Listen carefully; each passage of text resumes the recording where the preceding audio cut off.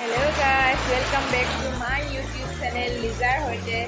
আজি আমি এটি অন্য এটি ব্লগ কৰিবলৈ আৰম্ভ কৰিছোঁ।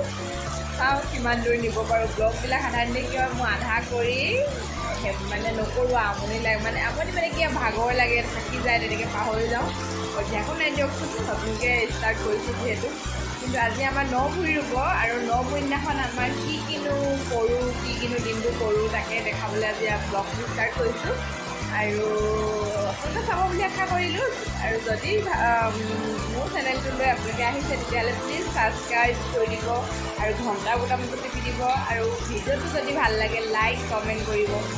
আৰু উপলক্ষে আজি আপোনালোকক দেখাওঁ কি কৰোঁ। প্ৰথমতে চব কিমান বতৰ চব কেনেকুৱা বৰষুণ মানে ন-ভুঁই ৰুব। কিন্তু মই এতিয়ালৈকে ঘৰতে আছোঁ কাৰণ মোৰ আজি পালত গৈছে ৰান্ধনি পালটো।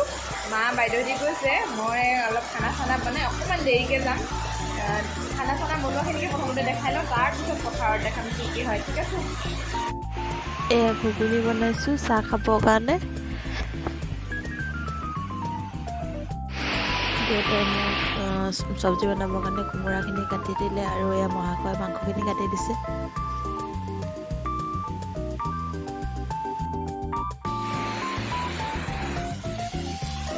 এইটো ৰেকৰ্ডিং বেটাই কৰি দিছে। মই দেখাইছোঁ।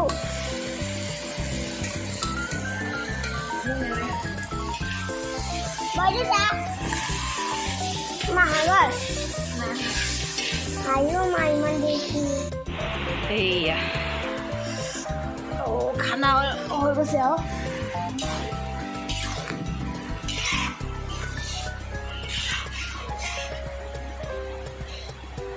এয়া দেখিছেনে ৰোললে থৈ দিছে, মায়ে ৰোললে থৈছে। ৰোৱনী ভাগৰ পেলাবলৈ থৈ দিছে আৰু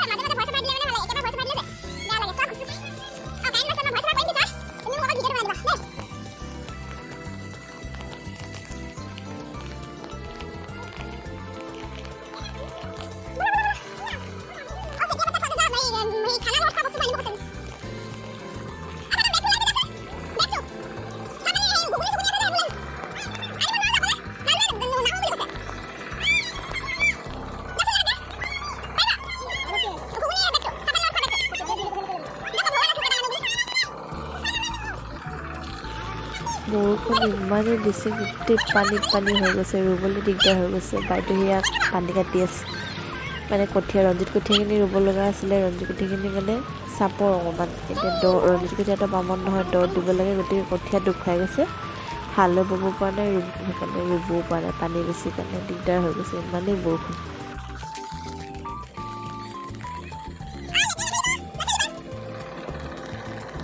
এফালে পোৱালি পানীত নামিবলৈ ষ্টাৰ্ট কৰিলে আৰু এতিয়া সি বেছি দেৰি নাথাকে, গোটেই পানী খেলি মানে অৱস্থা বেয়া হৈ যাব। এতিয়া তাৰ ইমানেই পানী খেলি ভাল পায়, বোকাখিনি খেলি ভাল পায় ন। এইখিনি খেলিবলৈ সি যি হ'লেও কৰিব মানে। অকণমান এৰিও দিছোঁ দিয়ক, আজি মানে অকণমান বোকা পানী খেলিবও লাগে বুলি কয় মাহঁতে, অকণমান এৰি দিবলৈ কয়, সেইকাৰণে এৰিও দিছোঁ। আজি যি কৰে কৰক আৰু এৰি দিছোঁ।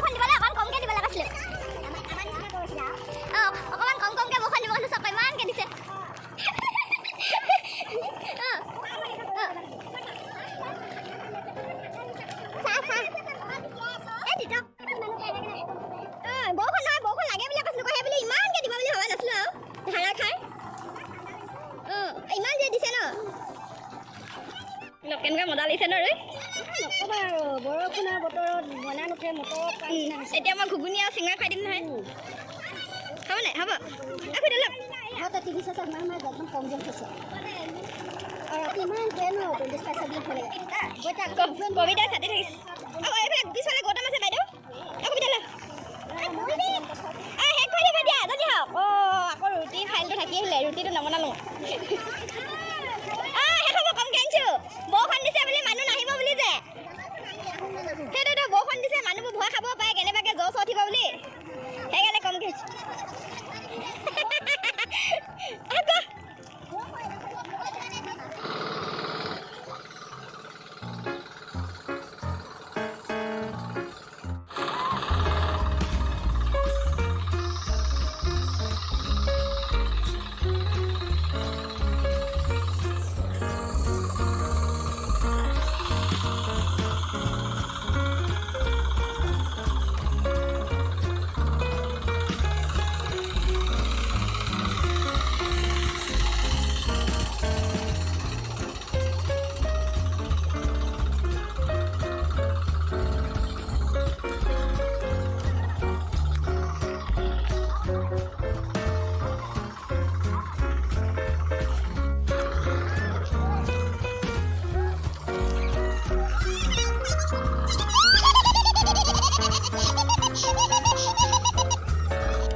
যোৱাগে যোৱা যোৱাগে যোৱা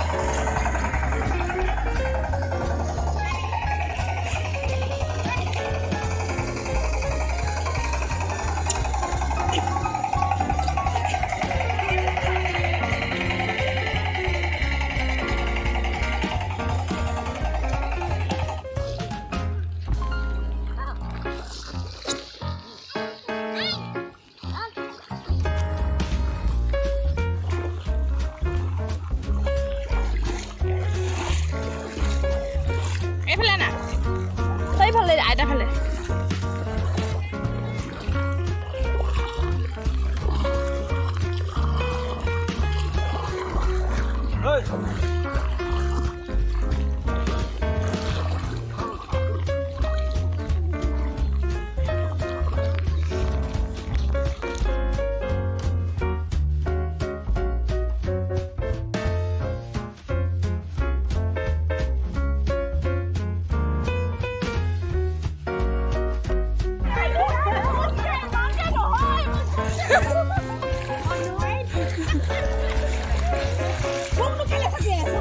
তাক ছটিয়াই দিয়ে আকৌ পানী ছটিয়াই দিয়ে আকৌ অঁ গৰু গা ধোৱালে মাহ হালধিনে পানীও ছটিয়াই ন